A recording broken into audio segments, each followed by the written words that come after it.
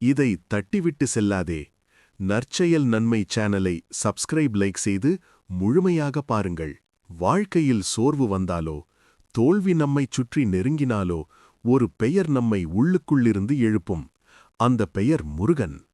முருகன் சொல்கிறார், பயம் வேண்டாம், நான் உன்னோட இருக்கேன். அசுர சக்திகளை எதிர்த்து நின்றவன் முருகன். அவையெல்லாம் வெளியிலில்லை, நம்ம உள்ளுக்குள்ளதான் இருக்குது. சோம்பல், பயம், தன்னம்பிக்கை இல்லாமை, கோபம். வேல் என்ன தெரியுமா? அது ஆயுதமில்லை. உண்மை, துணிச்சல், தெளிவு. நீ நேர்மையாயிருந்தா, உன் எண்ணம் சுத்தமாயிருந்தா, முருகனோட வேல் தானாகவே உன் வாழ்க்கையில வேலை செய்யும். பழனியில் முருகன் சொல்றார், எல்லாத்தையும் விட்டுட்டு வந்தாதான் உண்மையான உயரம் கிடைக்கும்.